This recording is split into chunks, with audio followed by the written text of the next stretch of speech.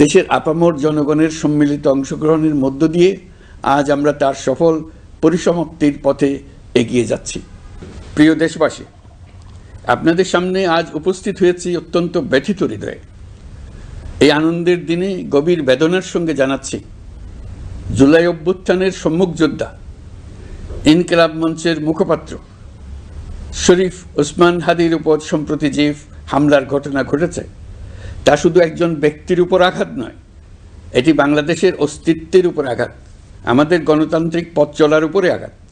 শরীফ ওসমান হাদি বর্তমানে সংকটাপন্ন অবস্থায় চিকিৎসাধীন। তার চিকিৎসা ও নিরাপত্তা নিশ্চিত করতে সরকার প্রয়োজনীয় সব ব্যবস্থা গ্রহণ করেছে। ইতিমধ্যে উন্নত চিকিৎসার জন্য তাকে সিঙ্গাপুরে পাঠানো হয়েছে। আপনারা তার জন্য মহান আল্লাহ তাআলার কাছে অন্তরের অন্তঃস্থল থেকে দোয়া করুন। সরকার এই ঘটনাকে অত্যন্ত গুরুত্বের সঙ্গে দেখছে। ঘটনার সঙ্গে জড়িতদের প্রাথমিকভাবে চিহ্নিত করা গেছে। আমি দেশবাসীকে আশ্বস্ত করতে চাই, যারা এই ষড়যন্ত্রে জড়িত তারা যেখানেই থাকুক না কেন, তাদের কাউকে ছাড় দেওয়া হবে না। আমি পরিষ্কারভাবে বলতে চাই, পরাজিত শক্তি ফ্যাসিস্ট টেররিস্টদের এই অপচেষ্টা সম্পূর্ণভাবে ব্যর্থ করে দেওয়া হবে। ভয় দেখিয়ে, সন্ত্রাস ঘটিয়ে বা রক্ত ঝরিয়ে এদেশের গণতান্ত্রিক অগ্রযাত্রা কেউ থামাতে পারবে না। আপনাদের প্রতি আহ্বান জানাই, সংযম বজায় রাখুন, অপপ্রচার বা গুজবে কান দেবেন না। ফ্যাসিস্ট টেররিস্টরা যারা অস্থিরতা সৃষ্টি করতে চায়, আমরা অবশ্যই ঐক্যবদ্ধ হয়ে তাদের মোকাবেলা করব। তাদের ফাঁদে পা দেব না। পরাজিত ফ্যাসিস্ট শক্তি এদেশের পবিত্র মাটিতে আর কোনো দিন ফিরে আসবে না। প্রিয় দেশবাসী, আমাদের তরুণদের রক্ষা করুন, তাহলেই আমরা সবাই এবং আমাদের প্রিয় মাতৃভূমি রক্ষা পাবে।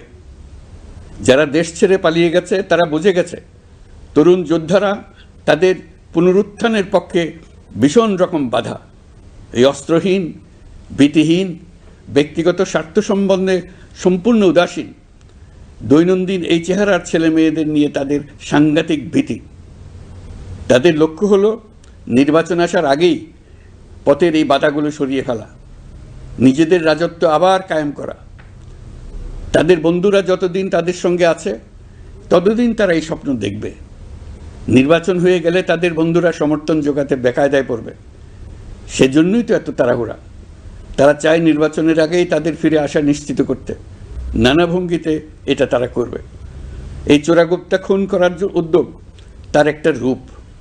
আরও কঠিনতর পরিকল্পনা নিয়ে তাদের প্রস্তুতি আছে। দেশের সবাইকে জোর গলায় বলতে হবে, আমরা তরুণদের রক্ষা করব। এখানে পুরনো আমলের দাসত্ব মেনে যারা আছে তাদেরকে দাসত্ব থেকে বের হয়ে আসতে হবে। উৎসবমুখর শান্তিপূর্ণ নির্বাচন করে আমরা সবাই মিলে দেশের উপর আমাদের পরিপূর্ণ দখল প্রতিষ্ঠিত করব।